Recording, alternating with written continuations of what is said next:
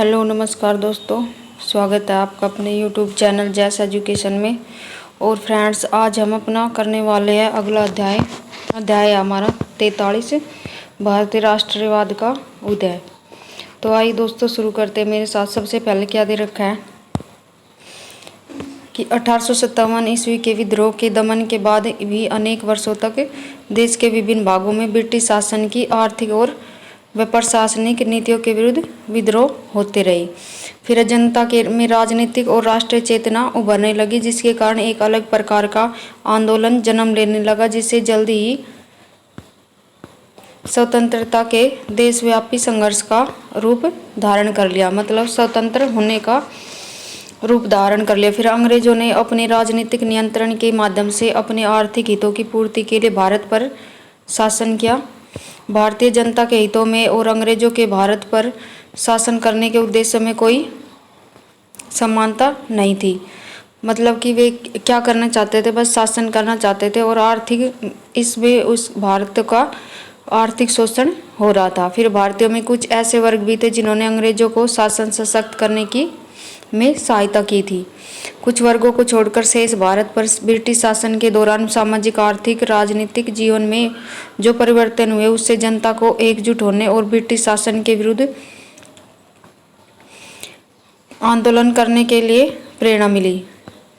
फिर ये परिवर्तन आंदोलन द्वारा अपने हित साधन के लिए अपनाई गई नीतियों के परिणाम थे। और परिणाम स्वरूप क्या था कि अंग्रेज क्या चाहते थे कि बस अपनी ही भलाई चाहते थे ब्रिटिश शासन में।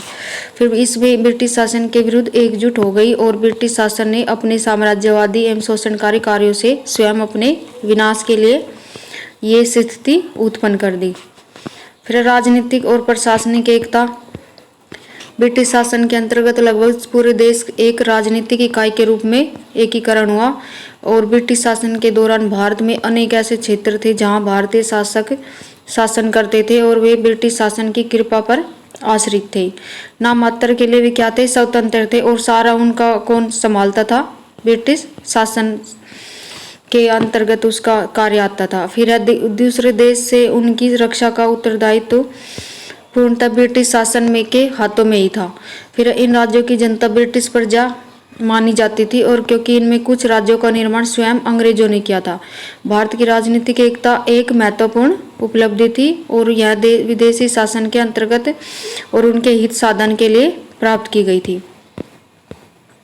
फिर आर्थिक परिवर्तन क्या हुए? रेल मार्गों के निर्माण के कारण माल और लोगों को पहले की अपेक्षा अधिक आसानी व तेजी से देश के एक भाग से दूसरे भाग तक ले जाना संभव हुआ। विभिन्न आर्थिक परिवर्तन हुए। व्यापार पर अपना आधिपत्य बनाए रखना, व्यापार फसलों को बढ़ावा देना आदि अंग्रेजों द्वारा जनता पर बलपूर्वक आरोप किए गए थे, और जिनके कारण जनता को अत्यधिक कठिनाइयों का क्या करना पड़ रहा था, सामना करना पड़ रहा था। फिर भारत में आधुनिक उद्योगों की स्थापना। ब्रिटिश शासनकाल में भारत ब्रिटिश उत्पादों के लिए बाजार, ब्रिटिश उद्योगों के लिए कच्चे माल का स्रोत बन गया। जो भारत में जो कच्चा माल था और जो कच्चा माल बनता था, अब वो विदेशों में जाने लगा था। फिर ब्रिटिश सरकार द्वारा अपनाई गई नीति के कारण भारत में उद्योगों का विकास बहुत धीमी गति से हुआ, और आधुनिक व्यापार और उद्योग एकीकरण की प्रबल शक्ति है जो देश के विभिन्न भागों को एक दूसरे के समीप लाती है।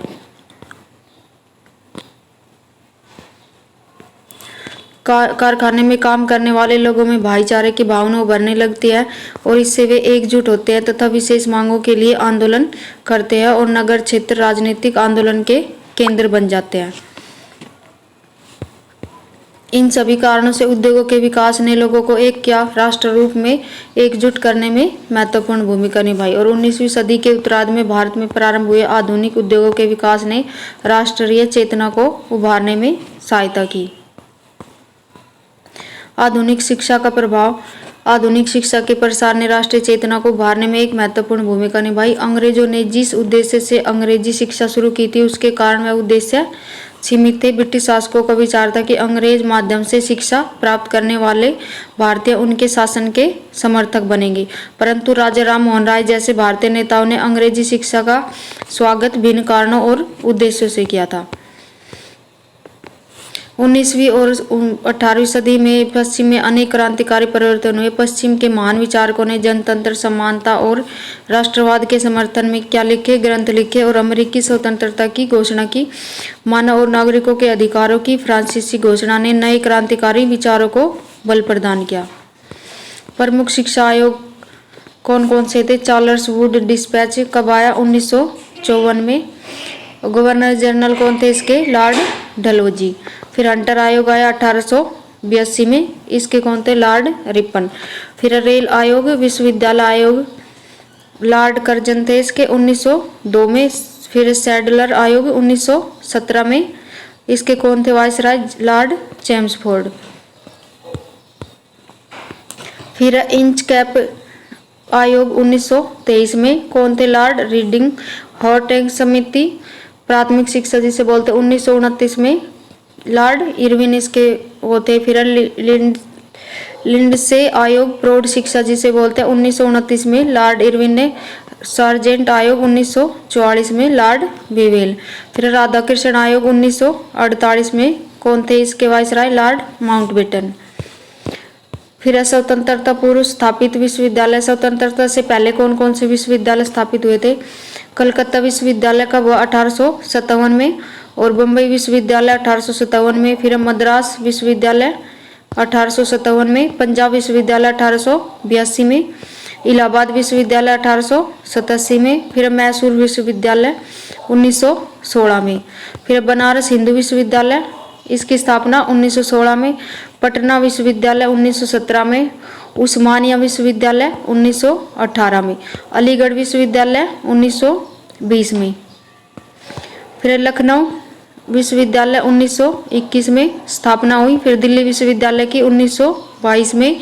और नागपुर विश्वविद्यालय की 1923 में। आंध्र प्रदेश विश्वविद्यालय की 1926 में।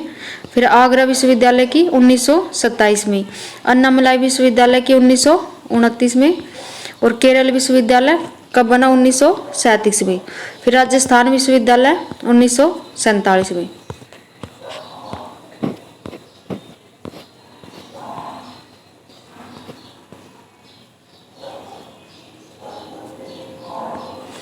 फिर 1791 में बनारस संस्कृत विश्वविद्यालय, कौन थे इसके? Jonathan Duncan. Fort William college 1800 में, लॉर्ड वेलेजली। 1813 की चार्ट एक्ट में शिक्षा के लिए प्रतिवर्ष 1 लाख का प्रावधान। भारत में आधुनिक शिक्षा के जन्मदाता किसे मानते हैं? चार्ल्स ग्रांट को। पेरिस में रॉयल एशियोटिक सोसाइटी की सदस्यता मधुसूदन दत्त ने की थी। सर्वप्रथम भगवद गीता का अंग्रेजी अनुवाद किसने किया? चार्ल्स विलिंग्स ने। फिर है अभिज्ञान शकुंतलम का अंग्रेजी अनुवाद विलियम जोन्स ने। प्राच्यवादी बनाम आंग्लवादी विवाद, शिक्षा का माध्यम भारतीय भाषा है, शिक्षा का माध्यम अंग्रेजी भाषा, लॉर्ड मेकाले। फिर है मेकाले समरण पत्र कब आया? 1835 में। भारतीय हो पर अंग्रेजी की विचारधारा के हो। फिर 1932 में बेंटिक ने स्वीकार कर लिया। फिर चार्ल्स वुड डिस्पैच 1854 ईस्वी में, भारतीय शिक्षा का इसे क्या बोलते हैं? Magna carta. प्राथमिक शिक्षा का माध्यम भारतीय भाषा होनी चाहिए। फिर उच्च शिक्षा का माध्यम अंग्रेजी भाषा। और लंदन विश्वविद्यालय 1854 ईस्वी में। कलकत्ता विश्वविद्यालय 1857 में।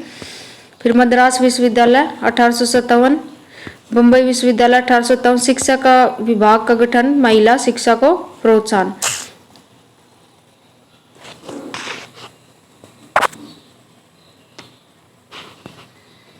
फिर हंटर आयोग 1882 से 83 ईस्वी, प्राथमिक व माध्यमिक शिक्षा के अतिरिक्त व्यापारिक और व्यावसायिक शिक्षा, इसमें यह दिया हुआ था। फिर पंजाब विश्वविद्यालय 1882 में। जोन्स इलाहाबाद विश्वविद्यालय 1884 में। ये सारे दे रखे, आप इसको पढ़ लेना। हार्टोग समिति 1929 में, इसमें क्या था? प्राथमिक शिक्षा पर बल दिया गया, ग्रामीण स्तर पर शिक्षा पर बल दिया। मूल शिक्षा की वृद्धि योजना 1937 में। जाकिर हुसैन समिति का गठन। प्रथम बार हरिजन पत्रिका में शिक्षा पर एक योजना, 7 वर्ष तक निःशुल्क व मातृभाषा में शिक्षा। फिर सारजेट योजना क्या थी? 1944 में। प्राथमिक व उच्च माध्यमिक शिक्षा 3 से 6 वर्ष पूर्व प्राथमिक, 6 से 11 प्राथमिक निःशुल्क शिक्षा और 11 से 17 वर्ष माध्यमिक शिक्षा। फिर आता राधा कृष्ण आयोग 1948 में। इस आयोग ने उच्च शिक्षा को एकीकृत करने के लिए अनेक महत्वपूर्ण सुझाव दिए। इसकी अनुशंसा पर यूनिवर्सिटी ग्रांट कमीशन, जिसको क्या बोलते हैं यूजीसी, पर इनका यूजीसी का गठन हुआ 1957 में। फिर प्रथम महिला विश्वविद्यालय की स्थापना डी.के. कर्वे, फिर डेक्कन एजुकेशन सोसाइटी बाल गंगाधर तिलक ने। फिर भारतीय विश्वविद्यालय में धार्मिक शिक्षा के लिए प्रबल रूप से वकालत किसने की थी? मदन मोहन मालवीय ने। बनारस हिंदू विश्वविद्यालय 1916 का शिलान्यास किसने रखा? लॉर्ड हार्डिंग ने।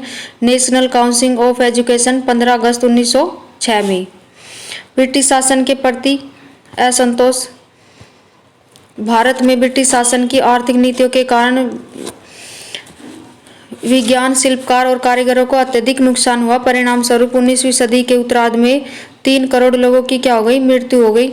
और भारत के आर्थिक पिछड़ेपन के लिए ब्रिटिश शासन की आर्थिक नीतियां ही जिम्मेदार थी। ब्रिटिश शासन भारतीयों के हितों का विरोधी है। यह अनुभव किए जाने पर ही भारतीय जनता में राष्ट्रीय चेतना का उदय हुआ था। फिर भारत में ब्रिटिश शासन के संचालन में जो खर्च होता था उसे भारतीय जनता ही बयान करती थी। और भारत की ब्रिटिश सरकार ने दूसरे देशों के साथ जो लड़ाइयाँ लड़ी उनसे भारतीय जनता के शोषण में क्या हो गई? और अधिक वृद्धि हो गई। फिर भारत के ब्रिटिश शासन ने जो विशाल सेना खड़ी की थी उसका सारा खर्च भारतीय जनता से वसूल किया जाता था। राजनीतिक संस्थाओं की स्थापना, इसमें क्या दे रखा है? 19वीं सदी के मध्यकाल के आसपास भारतीयों की राजनीतिक सभाएं स्थापित होने लगी और इनकी स्थापना कलकत्ता, बम्बई और मद्रास आदि प्रेसिडेंसी नगरों में हुई। इन संस्थाओं में देश के प्रशासन में भारतीयों को भागीदार बनाने की मांग उठाई गई। भारतीय जनता के कल्याण भारत और ब्रिटेन के ब्रिटिश अधिकारियों के पास आवेदन को भेजने के लिए 1852 ईस्वी में बॉम्बे एसोसिएशन की स्थापना हुई। फिर इसका उद्देश्य क्या था? ऐसे ही उद्देश्य के लिए 1852 में मद्रास नेटिव एसोसिएशन की भी स्थापना की गई।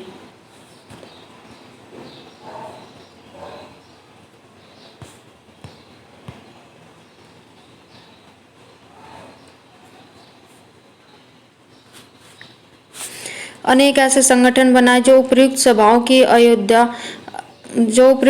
की जनता के ज़्यादा प्रतिनिधि करते थे, अपेक्षा ज़्यादा प्रतिनिधि करते। जैसे 1876 में स्थापित इंडियन एसोसिएशन और 1884 में स्थापित मद्रास महाजन सभा, 1885 में स्थापित बॉम्बे प्रेसिडेंट एसोसिएशन आदि। कुछ घटनाओं के कारण 1870 ईस्वी और 1880 के दशकों में ब्रिटिश शासन के विरुद्ध क्या हो गया?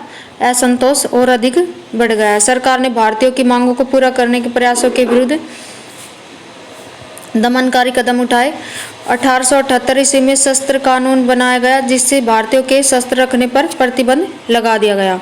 उसी वर्ष भारतीय भाषाओं के समाचार पत्रों पर भी क्या हो गए? कड़े प्रतिबंध लगाए गए। 1883 में सरकार ने भारत में रहने वाले अंग्रेजों और अन्य यूरोपवासियों के जातीय अहंकार को कम करने वाले एक ऐसे विधेयक को वापस ले लिया जो उसने स्वयं पेश किया था, जिसको क्या बोलते थे? इल्बर्ट बिल बोलते थे। फिर इल्बर्ट बिल नामक इस विधेयक के अंतर्गत भारत में रहने वाले किसी अंग्रेज या यूरोपवासी पर भारतीय न्यायाधीश की अदालत में मुकदमा चलाया जा सकता था। फिर सुरेंद्र नाथ बनर्जी ने कलकत्ता में इंडियन एसोसिएशन की स्थापना की। ये पहले ऐसे भारतीय नेता थे जिन्होंने दिसंबर 1882 में कलकत्ता में आयोजित अखिल भारतीय राष्ट्रीय सम्मेलन में देश के सभी भागों के लोगों को एकत्रित किया था।